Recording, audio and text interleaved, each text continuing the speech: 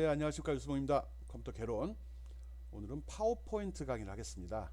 지금 파워포인트 강의 요번이 3주차죠. 첫 시간에 파워포인트 기초사항 설명했고요. 지난주에 파워포인트 도형에 대해서 설명을 했죠. 도형을 좀 강의 자료 만들 때 좀 신경을 썼습니다. 뭐 새로운 기능도 많고요. 생각보다 좋은 기능이 많이 들어 있어가지고 좀 신경을 썼고요. 오늘 강의하는 텍스트와 테마는 이거 뭐 어려운 내용 아닙니다. 거의 뭐 사용법도 직관적으로 보고서 이렇게 하면 되나 하면서 써도 되는 그 정도 수준의 것들이거든요. 물론 숨겨져 있는 기능이 많기 때문에 여러분이 하려고 덤비면 한도 끝도 없이 깊어질 수도 있습니다. 뭐 한계는 물론 있고요. 그리고 이 파워포인트는 발표 자료죠. 눈으로 보는 거거든요. 시각적으로 내가 의도하는 바가 뭔지, 내가 주장하는 바가 뭔지를 잘 정리해서 강조를 해주면 되는 겁니다. 그러다 보니까 뭐가 정답이다 이렇게 말할 수는 없습니다. 여러분이 파워포인트 자료를 만들면서 이렇게 했을 때 사람들한테 효과가 있었다. 사람들이 그 내용에 주목을 하고 거기 관심이 집중됐다. 또 내가 주장하는 바를 잘 받아들였다. 이런 부분은 경험에 의해서 쌓을 수밖에 없습니다. 물론 나름대로 이론으로 정리되어 있는 건 있는데 뭐 파워포인트 내용을 구성하기 위해서 우리가 책까지 읽어볼 필요가 있을까 싶네요. 어쨌든 내가 이제 요구하는 게 뭐냐 그러면 옆에 파워포인트를 열어놓고서요 동영상을 보면서 하나하나 따라해 주길 바라는 겁니다. 그렇지 않고서는 제대로 이해할 수가 없습니다. 몰아서 하는 것도 아니고요. 그리고 이런 기회가 또 있을까요? 없을 겁니다. 그러니까 동영상 보면서 한 번씩 쭉 흩어주면 그걸 끝입니다. 나중에 평가하는 것도 숨겨진 기능 하나하나를 알고 있니 모르니 이렇게 물어볼 수는 없는 거거든요. 주제를 설정하고 그 주제에 맞는 파워포인트 문서를 만들어 주는 거죠. 그 문서가 이쁘게 나오고 설득력 있게 잘 꾸며져 있으면 잘 정돈되고요. 그러면 그게 좋은 자료가 되는 거고요. 좋은 평가를 받을 수 있겠죠. 내가 의도하는 바가 뭔지 알겠죠? 실습을 통해서 기능을 익혀라. 그겁니다. 오늘 학습할 내용들 한번 살펴보겠습니다.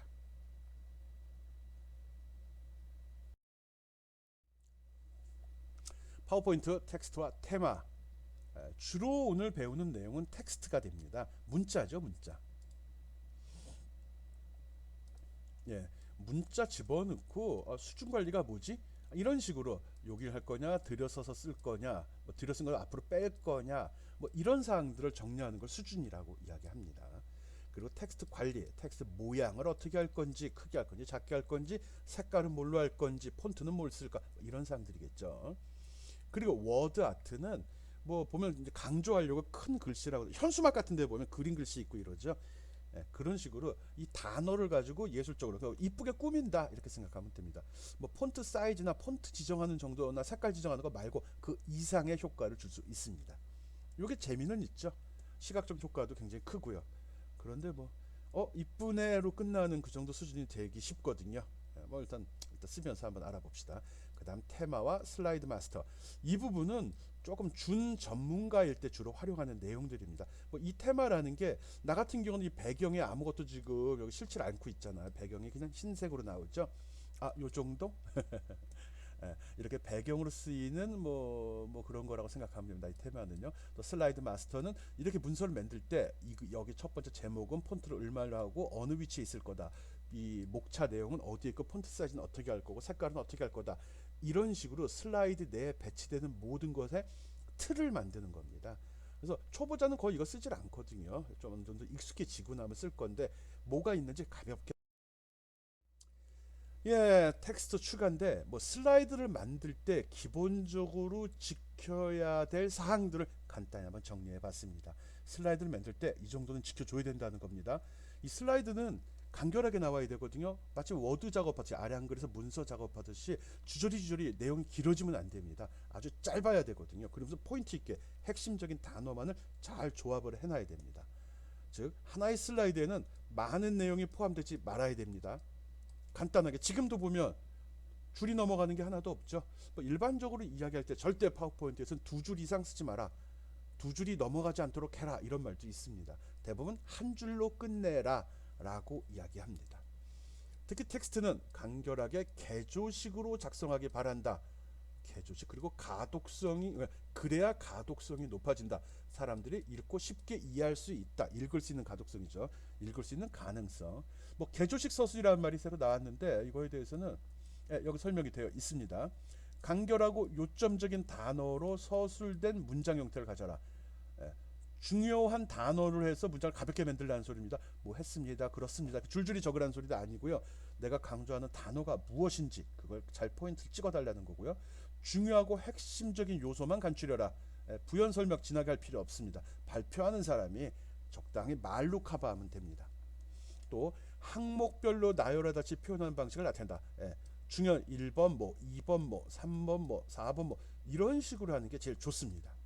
이런 사항은 국립국어원에 뭐 이렇게 이런 자료가 있거든요. 파워포인트 만들 때 개조식 서술이라는 게 사전에 이렇게 등록돼 있다는 겁니다. 개조식이란 간결하고 요점적인 단어만 쓴다. 핵심적인 요소만 간추린다. 항목별로 나열하듯이 표현한다. 라고 설명을 합니다. 그리고 문장은 짧게 간단하게. 뭐 개조식이 뭔지 모르겠네. 뭐. 중요한 거는 절대 파워포인트를 할 때는 두 줄 넘어가지 않도록 한다는 게 제일 중요합니다. 어쩔 수 없을 때 한 두 줄까지는 괜찮습니다. 또 파워포인트 자료를 만들 때 신경 써야 될 거는 내가 말할 내용을 적는 거 아닙니다. 일반적으로 학생들이 파워포인트 자료를 만들면 하고 싶은 말을 다 적는다고 줄줄이. 그건 아래 한글 워드죠. 워드에서 문서를 작업하는 거고요. 이 개조식이란 말도 나와 있지만 파워포인트에서 작업할 때는 작성을 할 때는 키워드만 딱딱딱 적어주면 됩니다. 뭐는 뭐다. 그리고 이거에 대한 부연 설명은 발표자가 하는 겁니다. 즉 발표자가 말하는 내용의 핵심 포인트만 딱딱딱 추려서 요소만 간추려 갖고 본문에 포함시켜야 되는 겁니다. 다 설명하면 안 됩니다. 다 설명하면 즉 내가 발표하는 내용하고 파워포인트 내용이 동일하면은 그건 잘못 짠 파워포인트입니다. 파워포인트는 중요한 요소만 강조하는 거고요. 발표자가 그 핵심 키워드를 부연 설명을 해주면서 시청자들의 관심을 끌어들여야 됩니다. 파워포인트에 모든 내용이 다 포함이 되어 있다고 그러면 앞에 있는 사람, 내가 주장하는 말을 듣는 사람, 내 발표자를 듣는 사람들은 굳이 내 말을 들을 필요가 없죠. 자료에 다 들어있는데. 즉 지금 여러분들 보여주는 이 강의 자료도 여기에 모든 내용이 다 들어있다면 내 설명을 들을 필요가 없죠. 그렇잖아요. 입장을 바꿔 생각해봐요. 귀찮게 좋은 목소리도 아니고 이런 거 뭐하러 주구장창 듣고 있어요. 또 이어폰 끼고 헤드셋 끼고 또 스피커로 하면 시끄럽다고 잔소리나 들을 텐데. 그래서 여기는 핵심적인 단어만, 용어만 또는 문장만 집어넣는 거고요. 부연 설명을 또 말로 부연 설명이 들어가야 되는 거다. 이렇게 생각을 해야 됩니다. 앞으로도 여러분이 어떤 자료를 만들 때, 파워포인트를 만들 때는 설명하는 바는 절대 두 줄이 넘어가지 않도록 하고 중요한 단어 위주로 구성을 한다. 그리고 그거를 설명하기 위해서 다양한 도형과 그림 등을 사용하는 게 좋다. 그리고 그거에 대한 구체적인 설명은 말로 한다. 뭐 그중에 특이한 사항, 단어적인 용어의 정의라든지 수식이라든지 이런 거는 한 구석에 별도로 이렇게 명기만 표시만 해놓으면 됩니다. 그리고 필요할 때 보는 거죠. 일반적으로 궁금증을 유발시켜야지 내가 내 말을 집중해서 들을 거 아니에요. 오케이? 그런 방식으로 파워포인트 슬라이드를 만들어야 된다는 거 알고 있고요. 이런 식으로 이 내용을 집어넣는 게 텍스트 추가입니다. 어떻게 이게 넣어야 되지? 파워포인트를 제대로 배운 사람은 거의 없습니다. 그렇지만 파워포인트를 못 쓰는 사람도 없습니다. 그만큼 쉽다는 거거든요. 그런 걸 생각하면서 들어주기 바랍니다.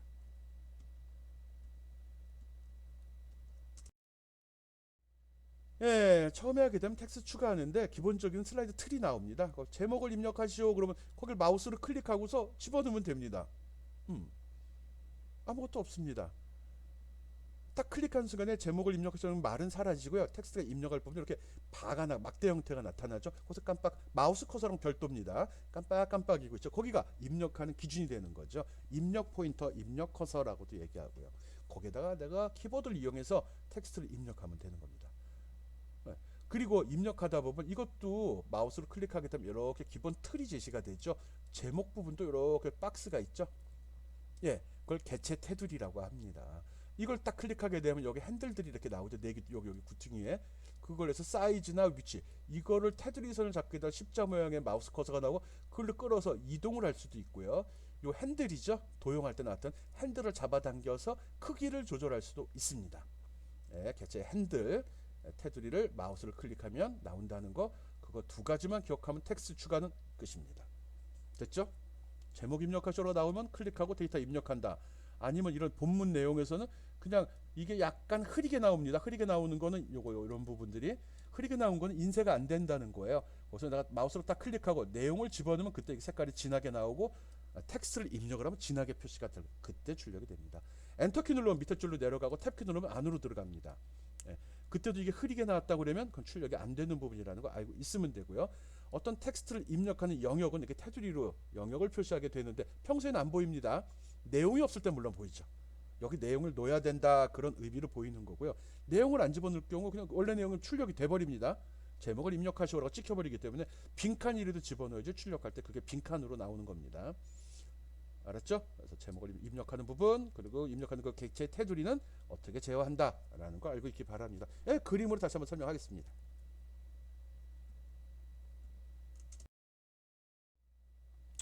예, 슬라이드를 처음 열게 되면 내가 보는 이 동영상 말고요. 파워포인트를 딱 실행하면은 처음에 시작하면 말고 서식 선택하는 거 말고 작업창은 바로 이렇게 나옵니다. 예, 여기가 개요 화면이고요. 아니면은 뭐 미리 보기 화면이 되겠죠. 그리고 여기는 이제 텍스트 내용 넣는 부분입니다. 첫 번째 페이지가 보통 제목이 되기 때문에 무조건 첫 번째는 제목 슬라이드가 나옵니다. 이렇게 표시되어 있는 걸 레이아웃이라고 이야기하거든요. 처음에 한번 했던 것 같은데. 네. 그리고 여기에도 여기 입력한 내용이 여기도 동일하게 표시가 됩니다. 근데 여기 빈칸이죠? 예, 이거는 기본으로 제시된 거지 사용자가 입력한 건 없거든요. 오른쪽에 실제 데이터를 입력한 경우를 한번 보겠습니다. 이런 식으로 2002년 엔터 코로나 바이러스 감염증이라고 치게 되면 요 속에도 똑같은 내용이 나타납니다. 일종의 미리 보기와 같은 거죠. 이거는 이제 보기에서 하는데 나중에 설명 다시 한번 할 겁니다. 내용 집어넣고 여기다 문자의 크기 또 정렬 방식은 여기 글꼴과 이 단락을 이용해서 정렬을 해주면 됩니다. 뒤에 설명할 겁니다. 뭐 이걸 이용하면 되죠. 뭐 특별한 거 없죠. 그리고 여기 지금 여기 테두리 박스가 나오고 핸들이 보이기 시작했죠. 이건 테두리를 선택해서 이 텍스트가 입력되는 객체 요 대상 박스 영역을 제어할 때 씁니다. 요 부분은 포함에 안 들어가 있는데 여기도 아마 다른 박스가 여기 있구나. 이렇게 박스가 있는 겁니다. 만약에 이렇게 둘로 구분이 되어 있는데 위에다 값을 넣다가 내용이 너무 많아서 쭉 내려오면 밑으로 오버랩 되면서 내려갑니다. 겹쳐집니다. 알고 있어야 됩니다. 영역이 이렇게 지정됐다고 해서 꼭 이 안에만 들어가는 게 아니라 집어넣으면 집어넣은 대로 쭉쭉 추가가 됩니다. 자연스럽게 그것도 알고 있기 바랍니다. 텍스트 모드, 입력 모드 이렇게 집어넣는다는 거, 객체 선택하면 핸들이 나온다는 거, 핸들을 이용해서 핸들이 없는 부분으로 하면 이동이 되고 핸들을 잡아당기면 크기 조절이 된다는 것도 알고 있기 바랍니다. 물론 회전도 됩니다. 오케이?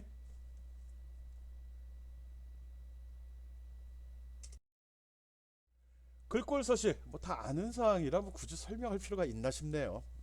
글꼴 리본에 있는 거죠. 리본에 글꼴이 있습니다. 여기 보면 폰트 지정하는 거 글꼴이라고 하고 폰트라고도 하죠. 그리고 폰트 크기 보통 폰트 글자체 그래서 글꼴이 된 거고요. 폰트 사이즈 보통 이렇게 하겠죠. 그거는 이제 글자의 크기가 되는 거죠. 수치로 나와 있습니다.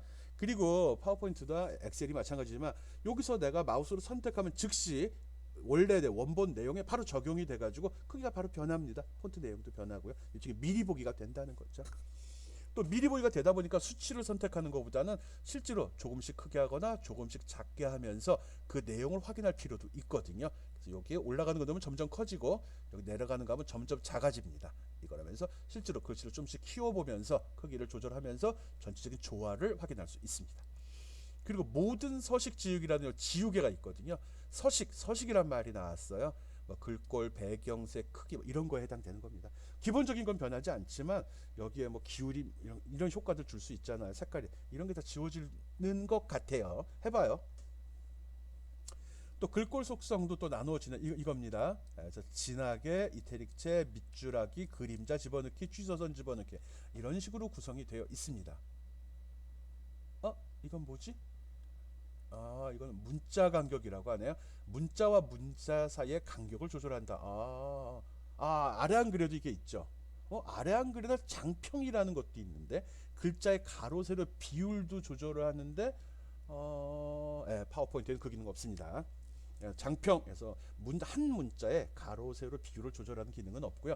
단지 문자 간격을 조절하는 기능은 있습니다. 있네. 잘 안 써봤거든요. 그리고 대소문자 바꾸기. 이건 뭐지? 7번. 요걸 누르게 되면 나중에 한번 또 보여줄 겁니다. 드롭박스가 나오고 드롭다운 메뉴가 나오면서 여기 대문자로 바꾸기, 소문자로 바꾸기. 그러니까 본문의 내용을 집어넣은 다음에 대문자 써야 되는데 소문자 써야 되는지 이걸 직접 바꾸지 않고 범위를 지정한 다음에 여기에서 체크만 해주면 바로 대문자, 소문자, 첫 글자만 대문자로 바뀌게 됩니다. 이거는 색깔이죠. 이거 누르면 보나마나 여기 색상표 나오겠죠. 이걸로 하면 됩니다. 그리고 여기 보면 여기에 확장 버튼 있죠. 대화창 열린 거. 이걸 클릭하게 되면 이 창이 제시가 됩니다. 여기에는 이제 보다 구체적으로 효과가 더 많네. 이중 취소선도 있네. 위첨 여기 요것도 좋은 기능입니다. 그리고 옵셋 해갖고 위첨자일 때 크기도 지정을 할 수 있게 한 것 같아요. 소문자를 작은 대문자로 이게 무슨 소리야? 글씨가 커지지 않게. 이거 한번 해보기. 나 안 써봤어요. 모두 대문자로 문자 높이 일치? 이건 뭐지? 보통 글씨를 쓰면 A 이렇게 되는데 위로 붙이기인가? 한번 해보기 바랍니다. 안 써봤어요. 가끔 보면 이렇게 만들어지는데 위로 붙이는 걸 원할 때도 있거든요. 옵션인 거 보니까 아마 그럴 가능성이 높아요. 이렇게 나온다는 거죠. A 이렇게. 이거 아닐까? 해보세요. 나도 몰라요. 오케이? 글꼴들 실제로 텍스트를 입력한 다음에 이걸 하나씩 가능하면 항목별로 한 번씩은 다 사용을 해 봐야 됩니다. 그래서 어떻게 나오는지 알 수 있죠. 특히 여기에 없는 기능 있죠. 위첨자 아래첨자 이것도 알아두고요. 요거 내가 아까 얘기한 거 문자 높이 일치하는 거, 그리고 소문자 작은 대문 이것도 한번 직접 확인해 보기 바랍니다. 이거 뭐냐?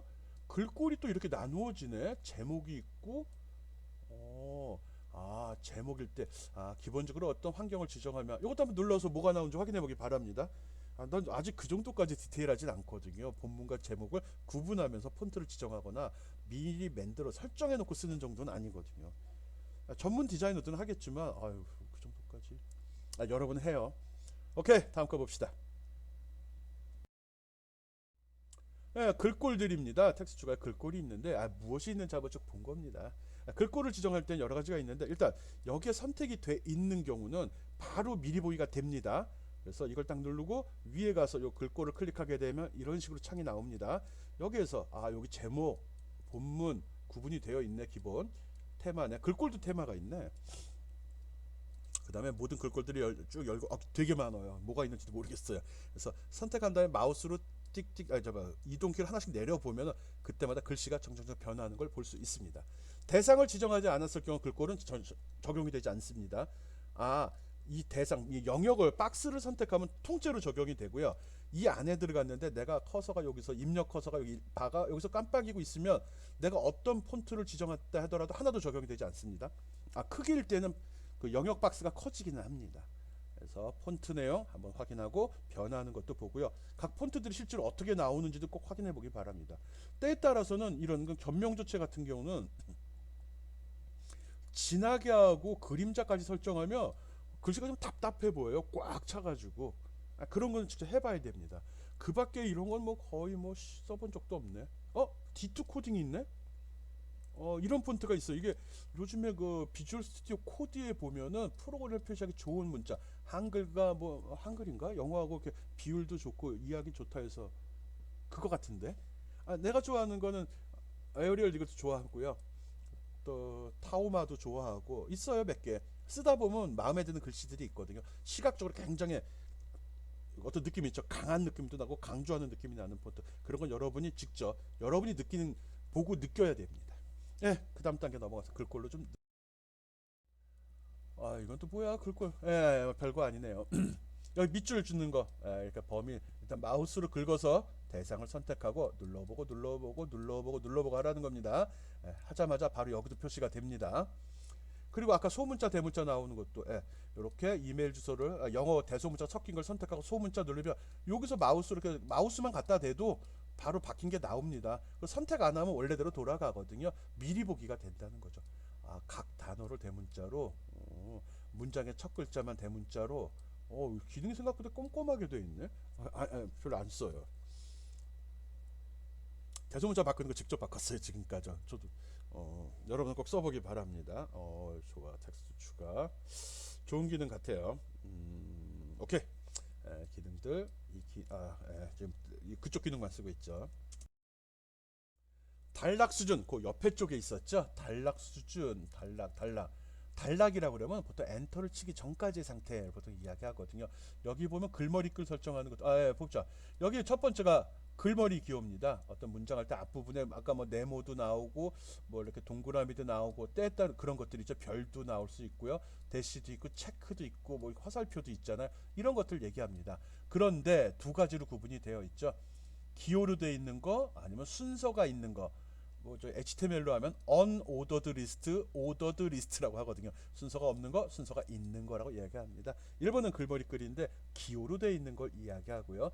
두 번째 것도 글머리 글인데 번호를 매기는 목록입니다. 이건 숫자도 있고 알파벳도 있고 로마자도 있고 여러 가지가 있습니다. 한자도 물론 있겠죠. 그런 식으로 번호를 매기는 겁니다. 순서가 있는 거, 순서가 없는 거 이렇게 구분하면 좋겠네요. 그리고 3번은 이거는 내어쓰기, 들여쓰기도 일종의 탭입니다. 단락에 여백을 주는 거거든요. 아 근데 파워포인트에서는 들여쓰기한테 탭을 함부로 누르면 안 되거든요.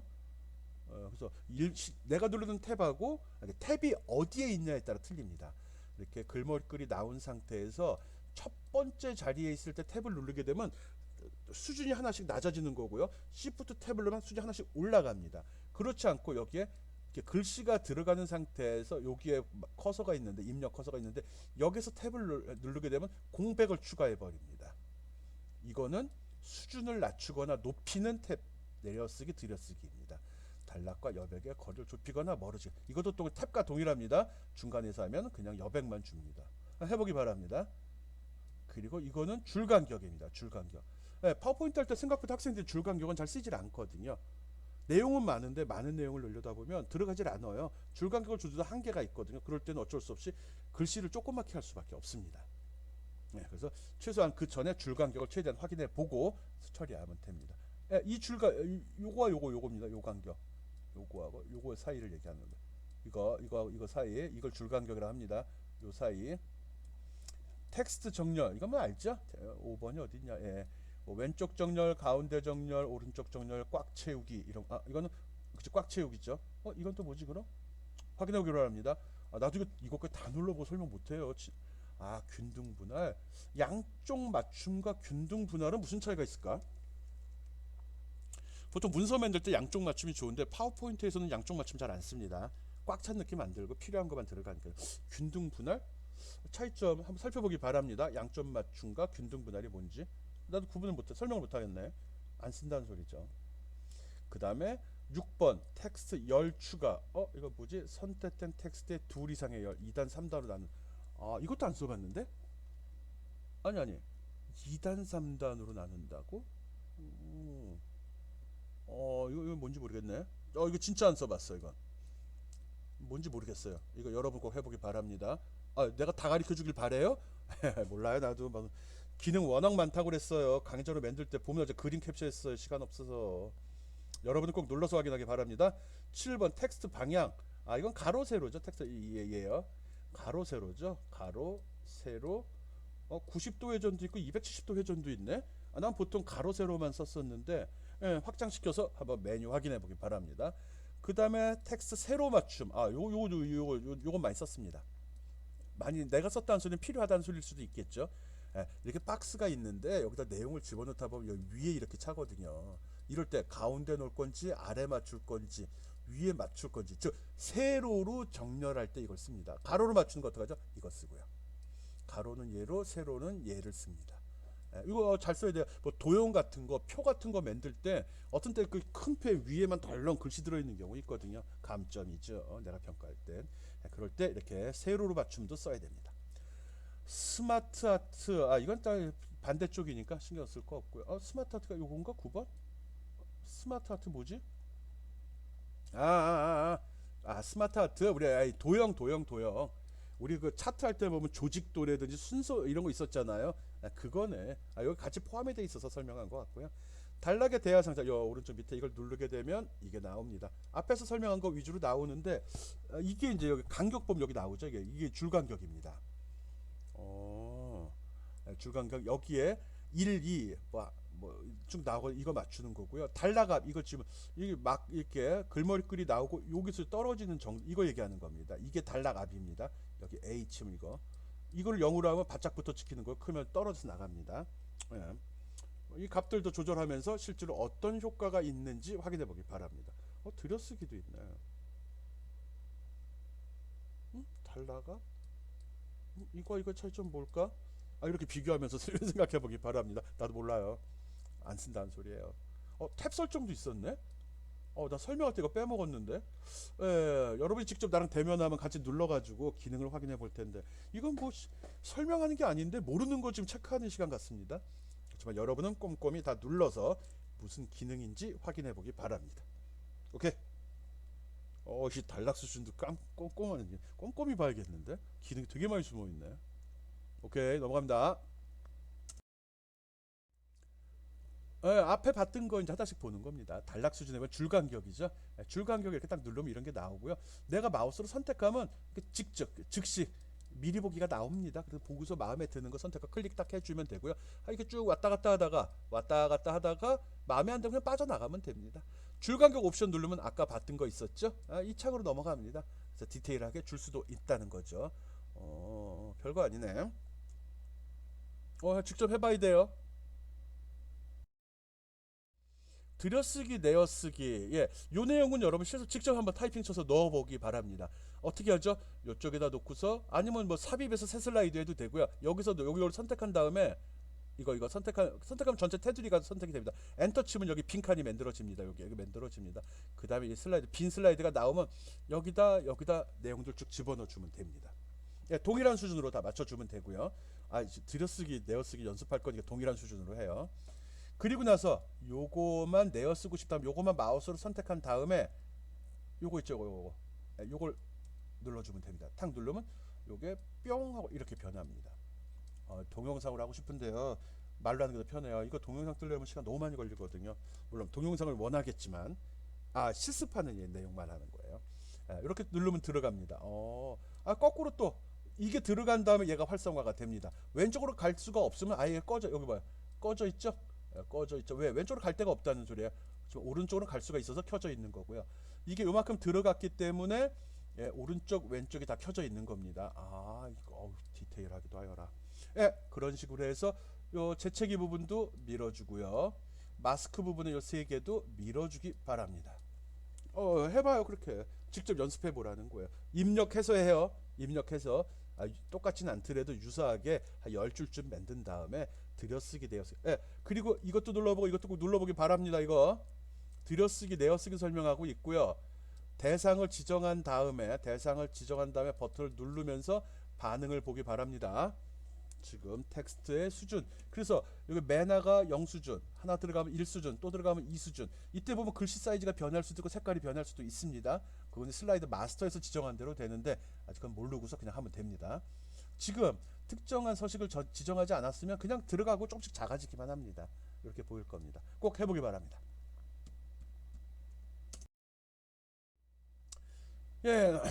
집어넣는 방법은 탭키 누르는 거라고 그랬죠? 안 했구나.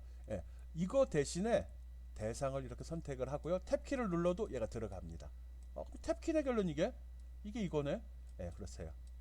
종료 동일합니다. 그러면 거꾸로 이거를 갖다 일일이 빼는 거는 그때는 Shift 탭키를 누릅니다. Shift 키를 누른 상태로 탭을 누르면 물론 대상을 선택해 놓고입니다. 그러면 한 줄만 뺄 때도 골라야 돼. 한 줄만 할 때는 요 맨 앞에다가 입력 커서를 놓고서 탭 누르면 들어가고요. Shift 탭 누르면 빠집니다. 직접 해보기 바랍니다. 갈 데가 없으면 안 나가죠, 더 이상.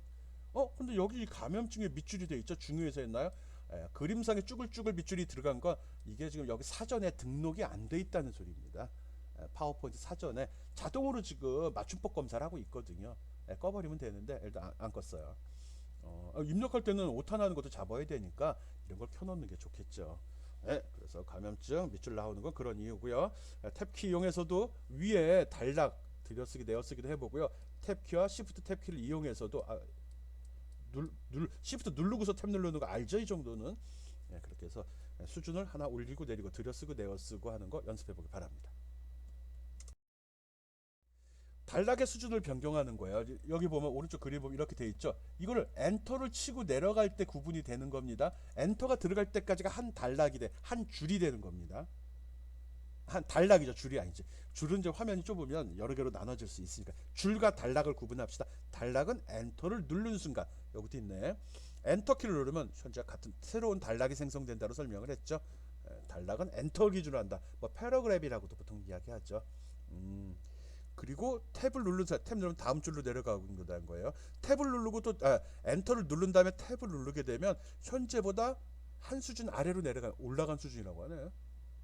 뭐 어느 걸 올라간다고 해도 이걸 영어로 논다 그러면 값은 커지는 거니까 올라간다고 설명해도 되겠네. 어쨌든 탭이 한 단계 오른쪽으로 가는 거죠. Shift 탭을 누르면 한 단계 왼쪽으로 가는 거죠.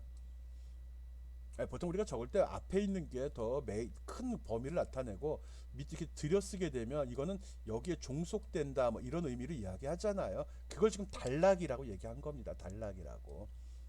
단락이 아니라 수준이라고 얘기한 겁니다. 수준. 오케이.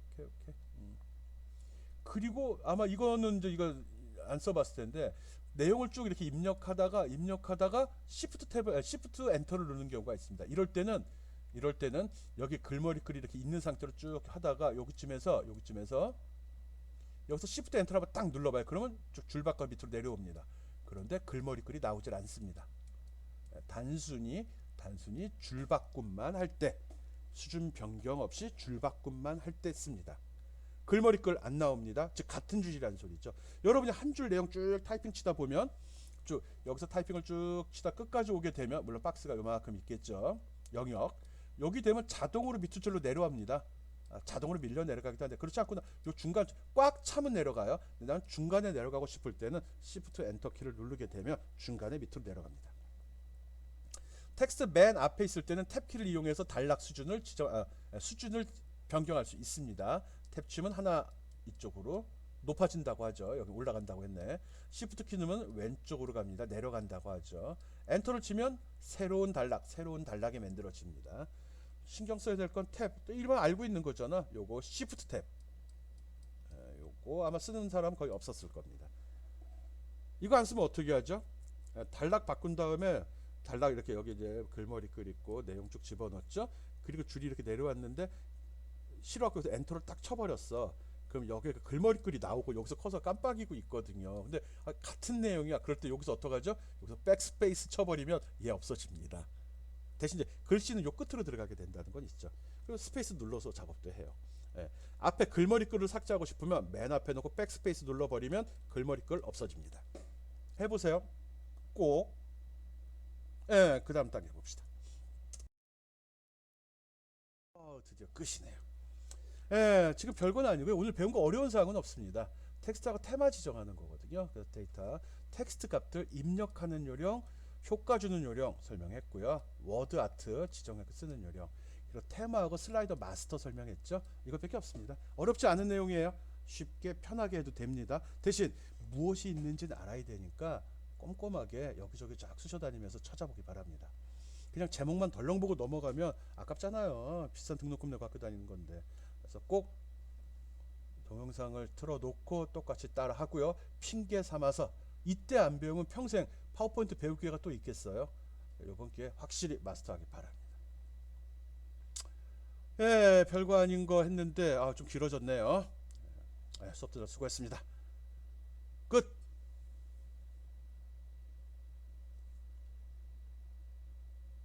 진짜 끝.